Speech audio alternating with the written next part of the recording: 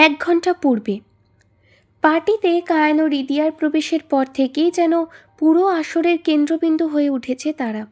কায়ানের পরনে ছিল কালো রঙের নিখুঁত কাটিংয়ের বেসফোক টম ফোর্ডের কাস্টম টেইলার টাক্সিডো, পায়ে চকচকে কালো পেন্টেড লেদারের অক্সফোর্ড জুতো, আর কবজিতে প্যাটেক ফিলিপের ক্লাসিক ক্যালাট্রভা। চুলগুলো জেল দিয়ে সেট করা, কিন্তু এই সব কিছুর ঊর্ধ্বে দৃষ্টি আকর্ষণ করছে কায়ানের নীলাভ চোখ। তার প্রশস্ত দৃঢ় হাত রিদিয়ার সরু কোমর জড়িয়েছিল। এদিকে তাদের পেছনে চলছে অন্য কিছু। খুশবু অবাক হয়ে নীলের উদ্দেশ্যে ভ্রু উঁচু করে বিড়বিড় করে বলে উঠল। এই, তুমি এখানে কি করছো? নীল চোখ ঘুরিয়ে বলে উঠল। এটা আমারও কোশ্চেন, আমি এখানে কি করছি? কায়ান কাল আমায় এখানে আসার জন্য বললো। আমি অনেকবার মানা করেছিলাম, কিন্তু কায়ানের কথা মতো হ্যাঁ বলতেই হয়েছিল। আর আজ মিস্টার হামদানের ইনভাইটেশন কার্ডও আমার বাসায় রিসিভ হয়েছিল। খুশবু দাঁতে দাঁত পিষে বলে উঠল।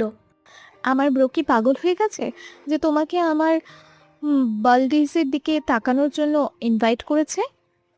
হায়াত, ফালতু কথা একদম বলবে না। আমি হৃদির দিকে একবারও তাকাইনি। বাবা এত ভালো হলো কবে থেকে? আর তোমার ঠোঁটের কোণায় কি হয়েছে? জানি না, শুধু এটুকু জানি সব কিছু চাপা দেওয়ার চেষ্টা করেছি। ঠিক তখনই কায়ানের কণ্ঠ ভেসে এলো। সে নীলের দিকে ইঙ্গিত করে শেখ হামদানের উদ্দেশ্যে বলল। মিস্টার হামদান, কি ভাবলেন নতুন কোম্পানির প্রজেক্ট নিয়ে? মিস্টার আরিয়ানকে আপনার বিটির প্রজেক্টটা দেওয়া যেতেই পারে, রাইট? কথাটা শোনা মাত্রই নীলের চোখ বিস্ময়ে বড় হয়ে গেল। হৃদিয়াও বিস্ময়ে স্থির হয়ে গেল। তার দৃষ্টি অনবরত কায়ানের মুখে আটকে রইল। যদিও কায়ান তার দিকে না তাকিয়েও সেই দৃষ্টি অনুভব করছিল। সবার অগোচরে তার হাত গিয়ে ধীরে ধীরে হৃদিয়ার শাড়ির আড়াল দিয়ে কোমরে গিয়ে থামল। হৃদিয়া হালকা চমকে উঠল। এরপর হৃদিয়ার কোমরে হাত স্লাইড করছে, অথচ কায়ান তখনও সম্পূর্ণ স্বাভাবিক ভঙ্গিতে শেখ হামদানের সঙ্গে কথা বলে চলেছে।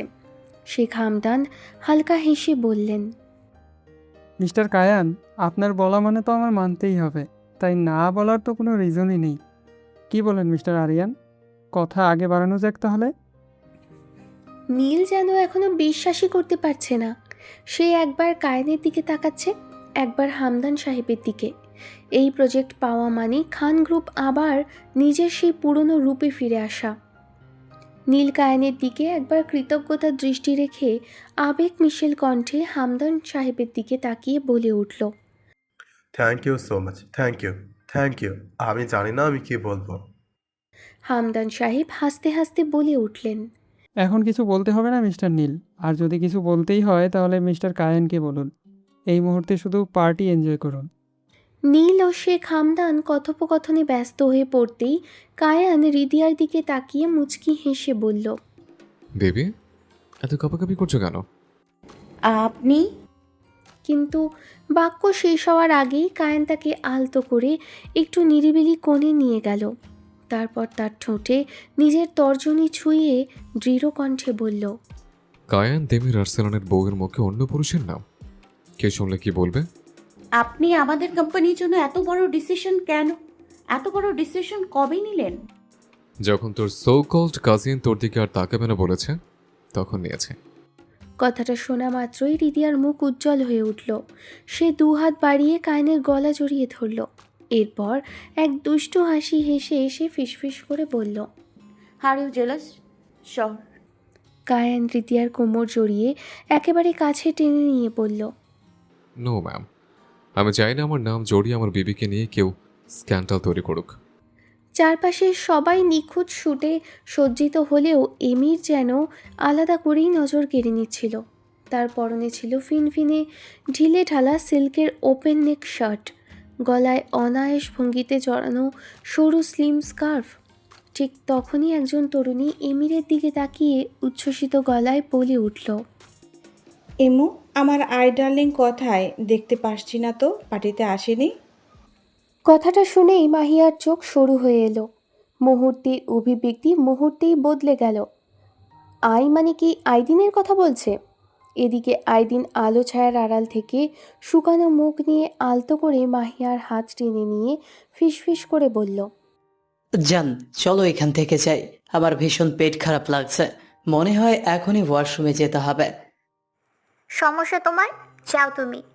আইরিন ব্রো, এই তো একটু আগেও আমার পেছনেই ছিল অ্যানা। আইরিন ব্রো, তোমাকে অ্যানা খুঁজছে।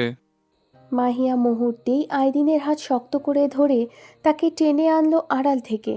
ঠোঁটে কৃত্রিম হাসি টেনে চোখে ঝড় নিয়ে বলে উঠল, তোমার আটানা তোমাকে খুঁজছে, লুকিয়ে আছো কেন?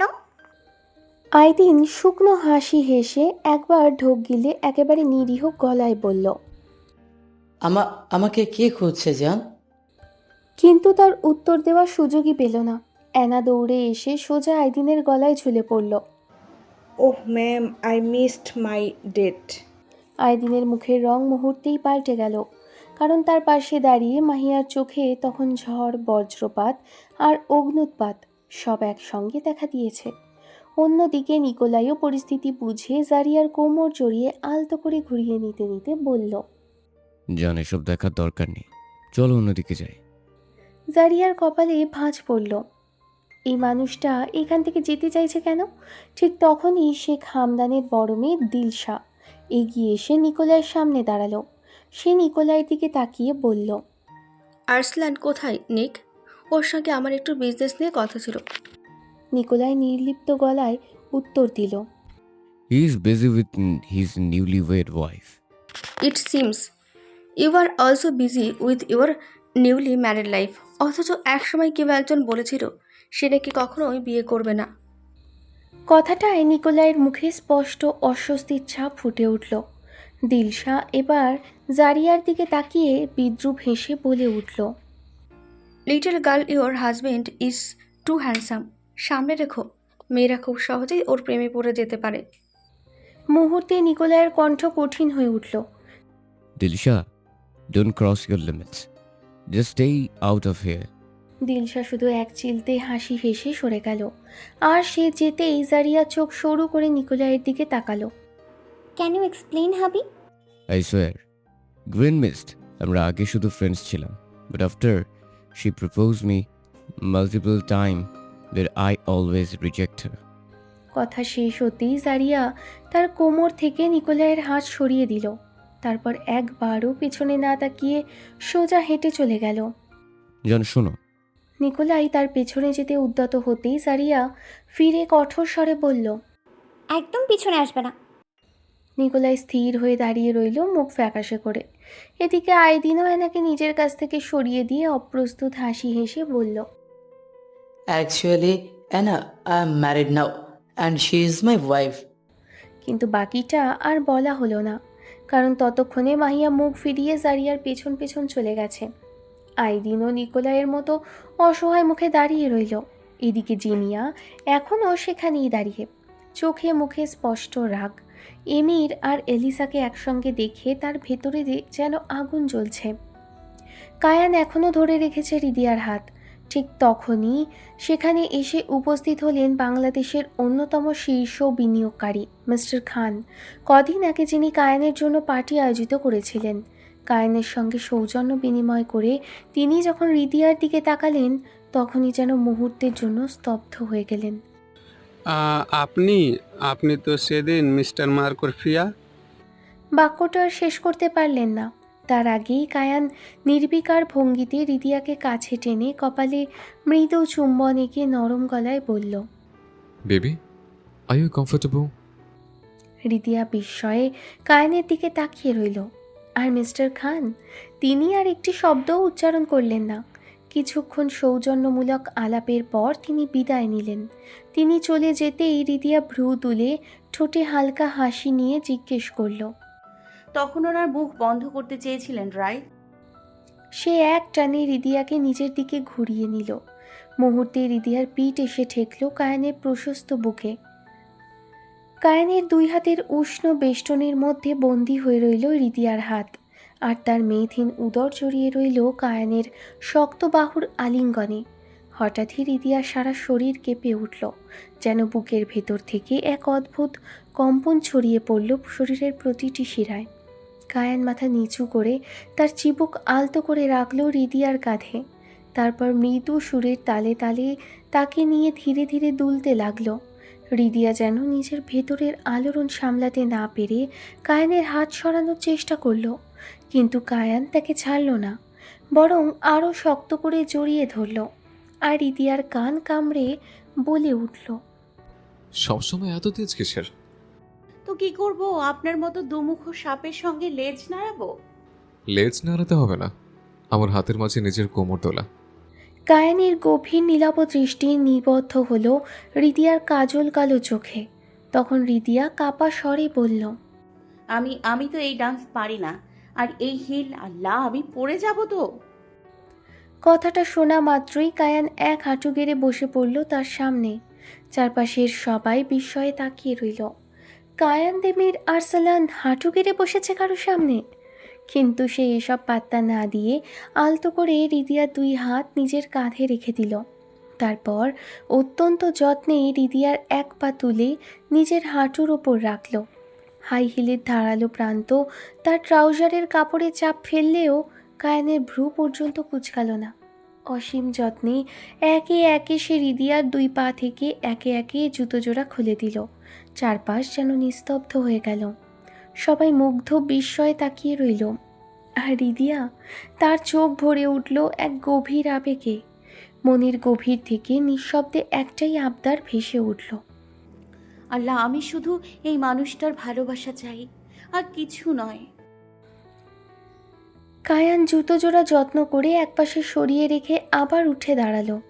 তারপর রিদিয়ার এক হাত নিজের হাতে ধরে তাকে একটু দূরে সরিয়ে দিল, আর পর মুহূর্তেই এক টানে আবার নিজের একেবারে কাছে টেনে আনলো। রিদিয়ার বুকের নিচে তার 2 হাতের বেষ্টনীর সঙ্গে কায়ান নিজের হাত মিশিয়ে ধীরে ধীরে সামনে ঝুঁকে পড়ল।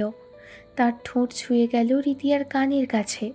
এরপর মাদকতা মেশানো কণ্ঠে ফিসফিস করে বলল, Just feel me and feel the rhythm, baby.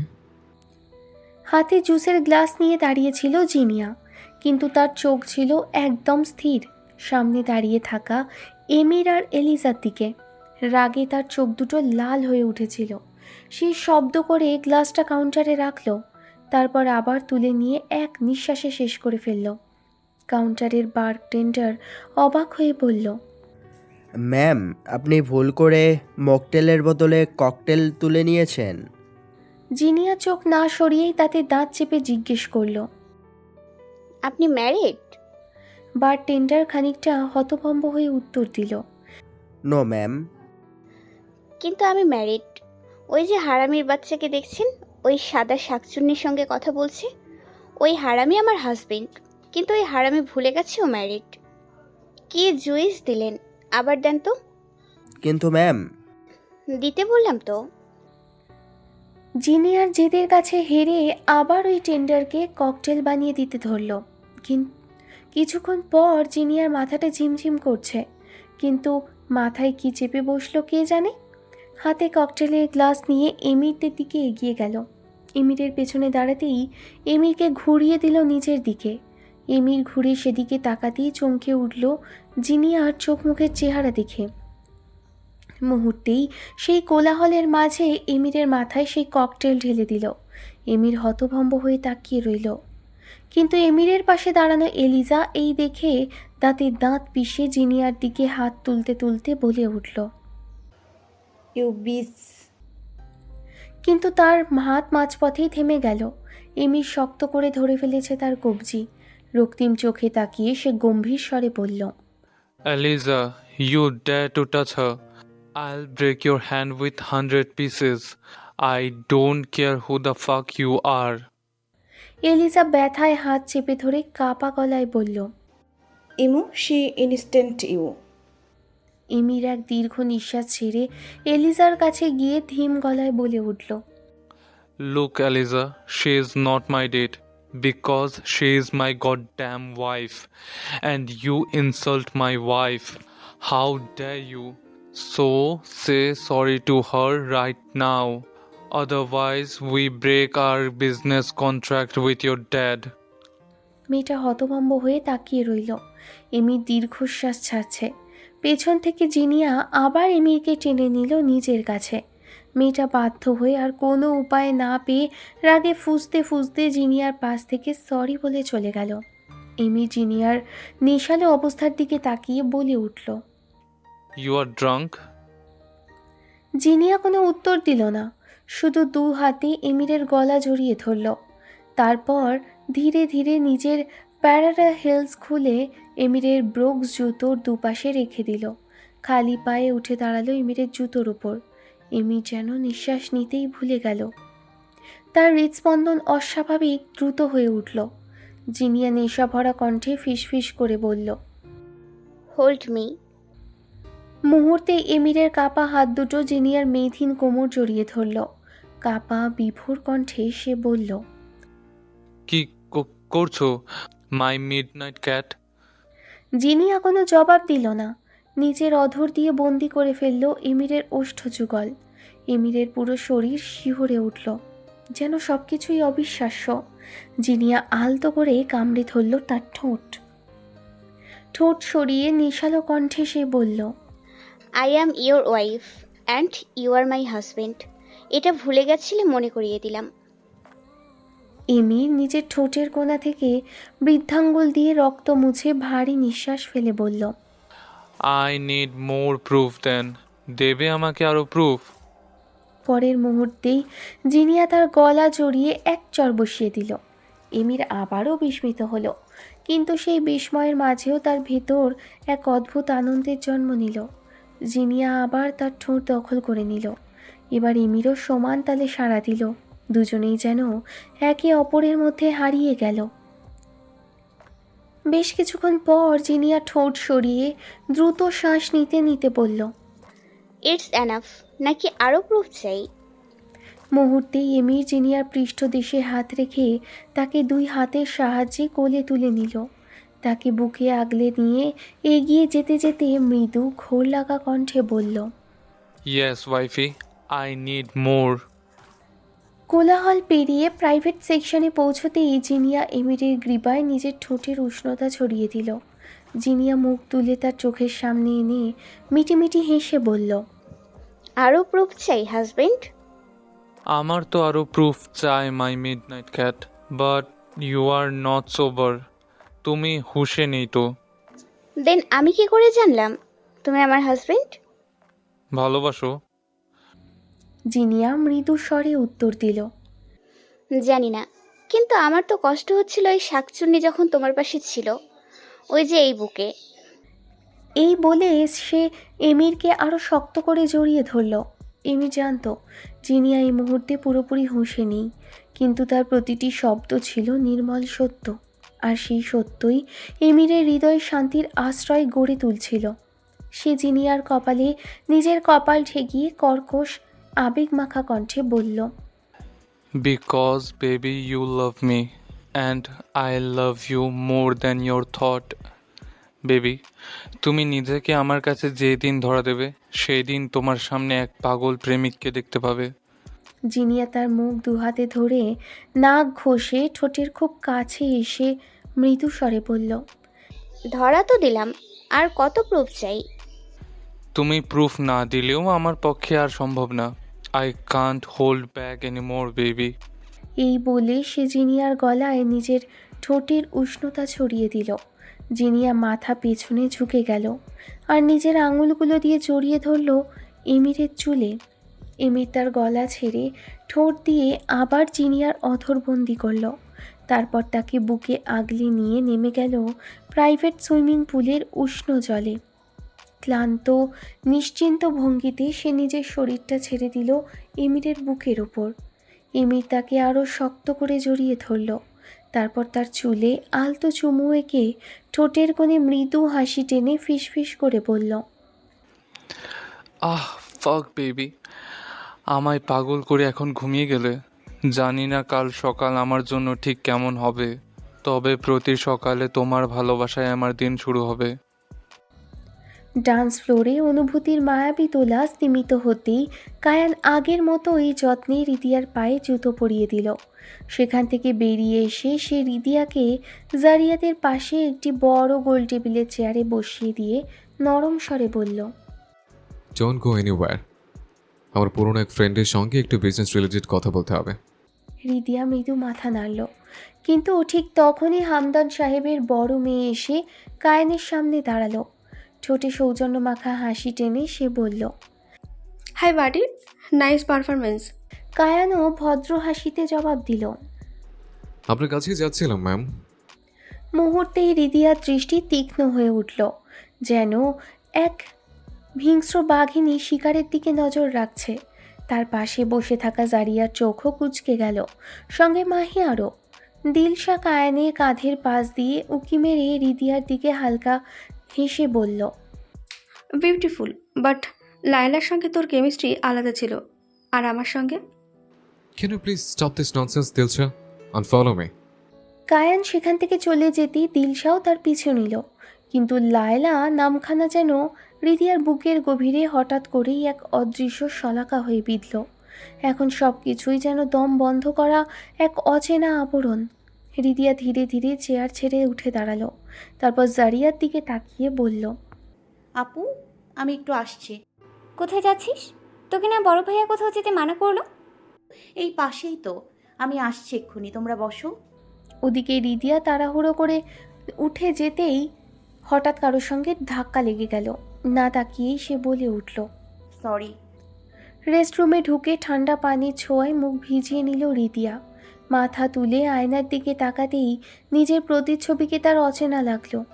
আজ যদি লায়লা বেঁচে থাকতো, তবে কি আজ মিসেস আর্সেলার নামটি এত সহজে তার পরিচয়ের সঙ্গে জুড়ে যেত? নাকি এই স্থান, এই ভালোবাসা, এই অধিকার সব কিছুই অন্য কারোর জন্য নির্ধারিত ছিল? একের পর এক প্রশ্ন তার হৃদয়কে বিদীর্ণ করতে লাগলো। চোখের কোণে জমে থাকা অশ্রু আর বাদ মানল না, টপ টপ করে গড়িয়ে পড়ল গাল বেয়ে। অন্যদিকে কায়ান গম্ভীর মুখে দিলশার সামনে দাঁড়িয়েছিল। একজন স্টাফকে ইশারা করতেই সে এসে কায়ানের হাতে একটি চুরুট ধরিয়ে দিল। কায়ান ধীরে ধীরে চুরুটে আগুন ধরিয়ে এক টান দিল, তারপর ধোয়ার কুণ্ডলি বাতাসে ছড়িয়ে দিয়ে দিলশার দিকে তীক্ষ্ণ দৃষ্টিতে তাকালো। মিস দিলশা, তুই কি বলে গেছিস আমি কে? দিলশা ভ্রু কুঁচকে বুকের সামনে হাত গুটিয়ে বিস্মিত স্বরে বলল, what do you mean Kai? Don't try to play victim card. আমার কার সঙ্গে কেমিস্ট্রি ভালো লাগতো আর কার সঙ্গে না, এটা বলার অধিকার তোকে কে দিয়েছে? You loved Laila Kai? ওই মেয়ের সৌন্দর্য দেখে নিজের লেট ফিয়ান্সেকে ভুলে গেলি? Don't say another word. আমি খুব ভালো করে জানি তুই কি করতে চেয়েছিলি, আর তুই এখানে কেন এসছিস সেটাও জানি। তাই নিজের ভালোর জন্য নিকোর আশেপাশে তোকে যেন আর না দেখি। I love him Kai, you know it very well. আমি দূরে ছিলাম কারণ ভেবেছিলাম ও সত্যি এসবের মধ্যে জড়াতে চায় না, কিন্তু এখন। কায়ান হালকা হেসে মাথা নাড়ল, সেই হাসিতে ছিল তাচ্ছিল্য। Love? Are you sick miss Dilsha? তাহলে অন্য পুরুষের সঙ্গে নিজের স্বার্থ সিদ্ধির জন্য নিজেকে বিলিয়ে দিতে দ্বিধা হলো না কেন তোর? তোদের মতো স্লাটকে আমি ঘৃণা করি, আর তোর মতো স্লাটকে আমার ফ্যামিলির আশেপাশে আমি দেখতে চাই না। দাঁতে দাঁত চেপে কথাগুলো বলে কায়ান সেখান থেকে চলে গেল। কোলাহলের মাঝে হাঁটতে হাঁটতে হঠাৎ পাশের একদল অভিজাত পুরুষের কথোপকথন তার কানে এলো। একজন বলছিল, একটু আগে পার্টিতে এক ব্রাউন হেয়ার গার্লকে দেখলাম। শি ইজ ভেরি বিউটিফুল বয়েস। If she is single I want হার। অন্যজন হেসে বলল, রেলি, এখানে কিন্তু কায়ানদেমের আসলানের ওয়াইফও এসেছে, তারও ব্রাউন হেয়ার। ভুল মানুষকে চোখ দিলে কিন্তু বিপদ আছে। আরেকজন কৌতূহলী হয়ে জিজ্ঞেস করল, কায়ানদেমের আর্সলান, হু ইজ হি? কথাগুলো কায়ানের কানে যেতেই তার পদক্ষেপ থেমে গেল। চুরুটের ধোঁয়া বাতাসে ভেসে উঠল। ধীরে ধীরে সে ঘুরে দাঁড়ালো, তারপর তাদের পেছনে গিয়ে থামল। She is wearing a black sari, right? তার কণ্ঠ শুনে বাকিরা প্রায় কেঁপে উঠল, কিন্তু যুবকটি কথা বলছিল। সে মুগ্ধ হাসিতে বলল, ইয়াস, লাইক এ ব্ল্যাক কুইন। কায়ানের মুঠি শক্ত হয়ে উঠল, ঠোঁটে ফুটে উঠল এক বিপজ্জনক হাসি। পাশের ছেলেদের দিকে আঙুল ঠোঁটে ঠেকিয়ে এসে নীরব থাকার ইঙ্গিত দিল। তারপর সেই যুবকের কাঁধে হাত রেখে বলল, I know her. Come with me. যুবকটি আনন্দের সঙ্গে তার পিছু নিল। কায়ান তাকে একটি প্রাইভেট রুমে নিয়ে গিয়ে দরজা মুহূর্তেই বন্ধ করে দিল। ছেলেটি অবাক হয়ে বলল, hey man, why you locked the door? Kayan কোনো উত্তর দিল না, শুধু ধীরে ধীরে তার হাতে ধরা জ্বলন্ত চুরুটটি ছেলেটির মাথা ধরে তার জিহবায় চেপে ধরল। মুহূর্তেই ঘর কাঁপিয়ে এক আত্মচিৎকার ভেসে উঠল। তারপর কায়ানের হাত ছেলেটির ঘাড়ে গিয়ে পড়ল। এক ঝটকায় তাকে তুলে সজোরে দেওয়ালে আছাড় মারল। আঘাত এতটাই প্রবল ছিল যে দেওয়ালের গায়ে রক্তের ছিটে লেগে গেল। ব্যথায় ছেলেটি মেঝেতে লুটিয়ে পড়ল। কায়ান নির্বিকার, ঠোঁটে চুরুট রেখে হাতে স্যুটের কফলিং করতে করতে দরজার দিকে এগোলো। বেরিয়ে যাওয়ার আগে একবারও পেছনে না তাকিয়ে গম্ভীর স্বরে বলল, Yes, she's single. The one who owns every breath I take. She's the sole queen of my heart. The only name etched into its every beat. And I am Kayan Demir Arsalan. For her, I can be as gentle as the moon or as ruthless as a storm. And for anyone who dares to even look her way, I can become their worst nightmare. এই বলে এসে ঝড়ের বেগে সেখান থেকে বেরিয়ে গেল। জারিয়াতের কাছে পৌঁছতেই তার ভ্রু কুঁচকে গেল। রিদিয়াকে কোথাও দেখা যাচ্ছে না। সে দ্রুত জারিয়ার সামনে গিয়ে জিজ্ঞেস করল। Where is she? জারিয়া একটু চমকে উঠে বলল, বড় ভাইয়া ও একটু রেস্টরুমে গেছে। কখন? জারিয়া উত্তর দিল, অনেকক্ষণ হলো, বলেছিল এখনই চলে আসবে, কিন্তু এখনও তো। সে বাক্য শেষ করার আগেই কায়ান রেস্টরুমের দিকে দ্রুত পা বাড়ালো। বিবি, মিসেস আরসলান? কিন্তু কোনো সাড়া মিলল না। মুহূর্তের মধ্যেই কায়ানের বুকের ভেতর অজানা এক আতঙ্ক গিঁট বেঁধে বসল। অস্থিরতায় তার শ্বাস ভারী হয়ে উঠল, যেন বুকের ভেতর হৃদয়টা ছটফট করছে। আর এক মুহূর্তও দেরি না করে, কোনো দ্বিধা ছাড়াই সে ওয়াশরুমের প্রতিটি দরজা একে একে খুলে দেখতে লাগলো। কোথাও রিদিয়ার কোনো চিহ্ন নেই। কায়ান ফোন লাগালো রিদিয়ার ফোনে। বড় ভাইয়া, ওর ফোন আমার কাছে। কায়ান কোনো উত্তর দিল না, নিঃশব্দে কল কেটে দিল।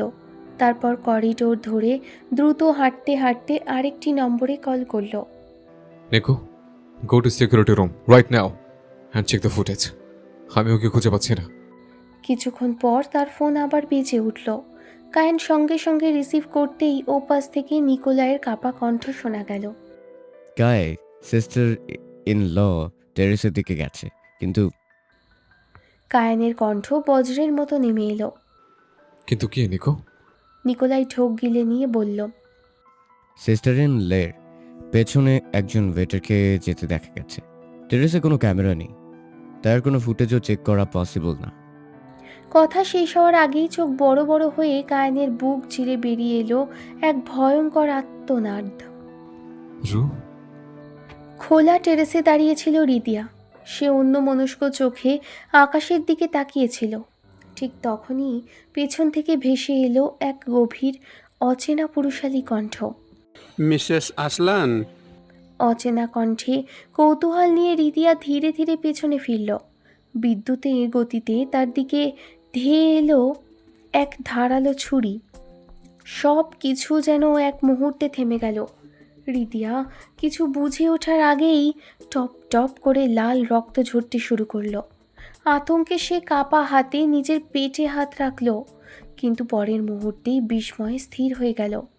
রক্ত তার শরীর থেকে নয়। ধীরে ধীরে মুখ তুলে তাকাতেই দেখল কায়ান তার পাশে দাঁড়িয়ে, আর তার খালি হাতে ছুরির ধার চেপে ধরেছে সে। তার তালু ছিঁড়ে রক্ত গড়িয়ে পড়ছে, লাল হয়ে উঠেছে পুরো হাত। চোখ দুটো জ্বলছে আগুনের মতো। দাঁতে দাঁত চেপে সে গর্জে উঠল। You fucking bastard! কায়ানের রক্তাক্ত হাত দেখে রিদিয়ার বুক মোচড় দিয়ে উঠল। চোখ ভরে গেল অশ্রুতে। ওটা ছেড়ে দিন প্লিজ। কণ্ঠ ভেঙে গেল তার। এক মুহূর্তও দেরি না করে সে আততায়ীকে সজোরে ধাক্কা দিল। লোকটি টাল সামলাতে না পেরে ছিটকে পড়ল। তারপর কাঁপতে কাঁপতে কায়ানের হাত থেকে ছুরিটা সরিয়ে দিল। কিন্তু আততায়ী উঠে পালাতে উদ্যত হতেই কায়ানের ভেতরের সমস্ত সংযম ভেঙে গেল। মেঝেতে পড়ে থাকা ছুরিটি তুলে নিয়ে সে হিংস্র বাঘের মতো ঝাঁপিয়ে পড়ল লোকটার উপর। তাকে মাটিতে ফেলে বুকের ওপর চেপে বসল। পাগলের মতো বারবার ফিসফিস করে বলল, আমার হৃদয় ছুরি চালাবি? বল, আমার হৃদয় ছুরি চালাবি? আমার দুনিয়া ধ্বংস করবি?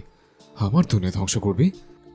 তার কণ্ঠ জড়িয়ে যাচ্ছিল, তবুও থামছিল না। লোকটা নেতিয়ে পড়ল মুহূর্তেই। ঠিক তখনই সেখানে ছুটে এলো নিকোলাই, আইদিন, নীল, খুশবু, মাহিয়া, জারিয়া এবং নিরাপত্তারক্ষীরা। রিদিয়া কাঁদতে কাঁদতে কায়ানকে থামাতে এগিয়ে গেল, কিন্তু কায়ান ঝটকা দিয়ে তার হাত সরিয়ে দিল। রিদিয়া পড়ে যেতে নিলে, কিন্তু তখনই খুশবু, জারিয়া আর মাহিয়া তাকে ধরে ফেলে। নিকোলাই সামনে এগিয়ে এসে বলল, Kai, wait. ওই কায়ান যেন আর মানুষ ছিল না, ছিল এক উন্মত্ত ঝড়। পরের মুহূর্তেই সে আততায়ীর দুই চোখের ওপর ঝুঁকে পড়ল। তার রক্তমাখা দুই হাতের দুই আঙুল দিয়ে এমন নির্মম শক্তিতে লোকটার চোখের মধ্যে ঢুকিয়ে দিল যে চারপাশের সবাই আতঙ্কে জমে গেল। লোকটার আত্মচিৎকার ছিন্ন ভিন্ন করে দিল রাতের নিস্তব্ধতা।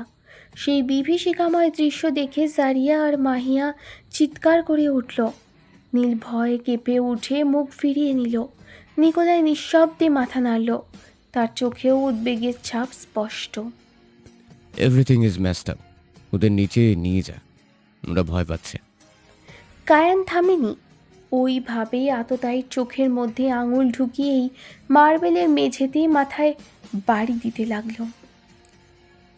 সাদা মার্বেলের চারিদিকে রক্ত ছিটে গেল। লোকটার আর কোনো শব্দ নেই। কিছুক্ষণের মধ্যেই লোকটার শরীর সম্পূর্ণ নিশ্চল হয়ে গেল, হয়তো শেষ নিঃশ্বাসটাও ত্যাগ করেছে।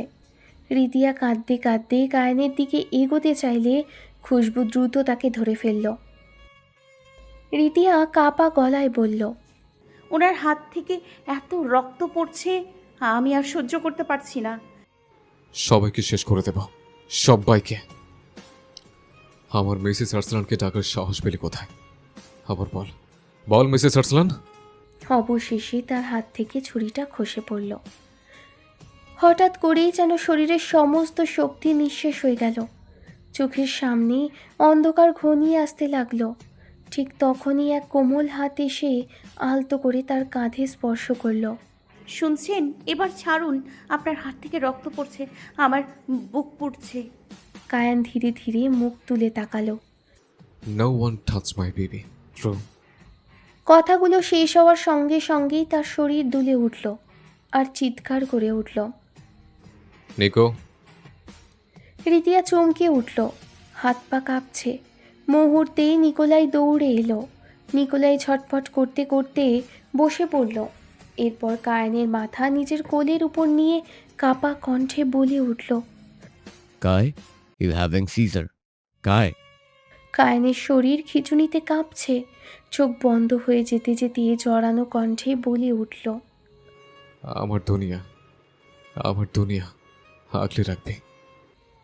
মুহূর্তেই কায়ানের সারা শরীর খিঁচুনি দিয়ে ঠোঁটের কোণ বেয়ে এক সাদা রঙের ফেনা গড়িয়ে পড়ল। পরের মুহূর্তেই কায়ান লুটিয়ে পড়ল। আর ঠিক তখনই হৃদিয়ার বুক ফাটা চিৎকারে যেন পুরো রাত, পুরো আকাশ কেঁপে উঠল।